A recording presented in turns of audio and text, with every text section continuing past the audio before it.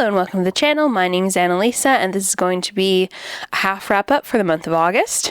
I read 6 books that are not part of a series that I'll be reviewing later on this month, all as a single video all about one series. There are 10 books in the series and I've read 6 of them. This is the Kate Daniels series, and so I'll have a full review of that in a couple of weeks. So the other books that I've finished in the first half to 2/3 of the month have been Let This Radicalize You by Mariame Kaba and Kelly Hayes. This is all about organizing, and it is more on the organizing side versus the activist side, which the difference between the two is explained in the book. And it's not saying that one is more important than the other, but that's the bent that this book is taking, because that is what the two authors do. I really, really enjoyed it. I actually read it as part of a book club with some local people, and the discussion guide that comes with the book, or that you can find online, has really good questions and really made me think a lot and process my emotions a lot. And I got pretty emotional at these meetings. And that's a good thing because I have a hard time feeling my feelings sometimes. So that was really nice. And I also really appreciate the people that I did it with. I thought the book was really good. Some big takeaways that I have are that grieving is important for maintaining hope and keeping going. Partially because if we don't stop to value lives lost and futures lost, then we are going along with what the bad systems in our world are wanting, which is to ignore all the bad things that take place in favor of just continuing to be as productive as possible. But also, it's really important for our mental health, which is necessary to continue trying to change things. It also gave examples of how to organize with and help people come around who don't use the right language, who are wanting to use the right language and just don't know it, but also people who are coming from a bad place of a lot of ignorance and a lot of propaganda that has made them dehumanize other people, and how we can tone down our reactiveness in order to reach those people or to co-workers with them towards a better future. The title comes from the idea of letting bad things that happen radicalize us towards action in a better future, rather than letting them demoralize us and lead us into despair. And that is a sentiment and how-to idea that I feel is very needed.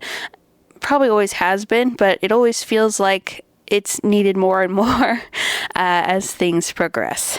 So definitely 5 stars. A Fantasy, The Name Bearer. This has been on my radar for quite a while. First brought up by Michael Hellebore, who was promoting and does still promote indie books, and I think it is still an indie book. I found the audiobook on Queer Liberation Library. It was pretty good.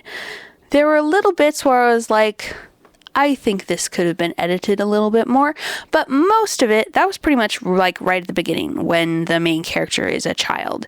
There's a fair amount of time spent on her progressing from being like 13 to being like 20, and then the rest of the book takes place when she's about the later age.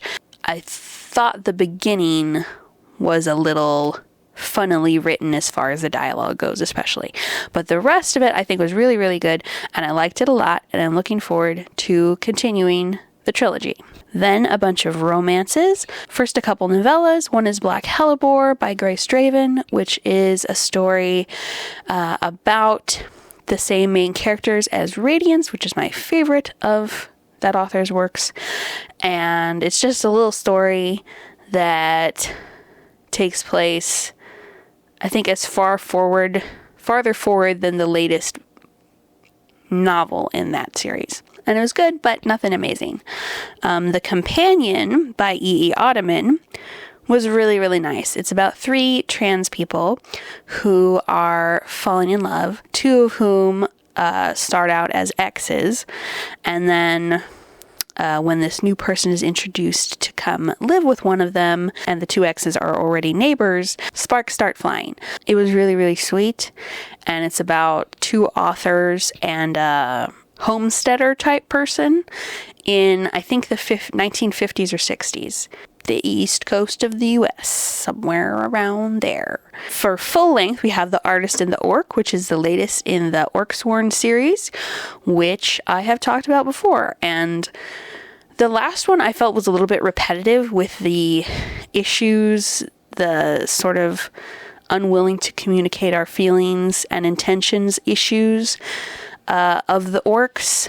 It's a polyamorous one with the previous one was a polyamorous one with two orcs and a human, and I felt it was a bit repetitive to just kind of copy pasting several elements from previous books in the series, but this one felt a lot more fresh. It adds a different element where the orc speaks a different language and does not speak human, whatever language humans are speaking in this world, and so they have quite the language barrier to overcome and have to gradually learn each other's languages and sometimes have translation help from other people. And this orc comes from a different place than most of our orcs, so he has a little bit of a different culture, so that was interesting and added a new flavor as well, so I really liked it a lot. 4 stars. Then we have The King's Weaver, which I finally broke down and bought. I don't know if you see these ads, but I get ads from this author a lot, Nove Callum, and they look really good because they're all about being queer and stuff like that. But I'm always suspicious of anything that's an ad because I'm like, where are you getting all this money to do all this marketing? The author may just have had money before they started publishing from other places. I would say the ebooks are overpriced. A lot of established indie romance, especially romantasy authors, charge about $6 for their ebooks. These ones are $8, I think. I would say fairly well done, but again, nothing all that special. This is about a gender fluid main character who falls in love with a bi king.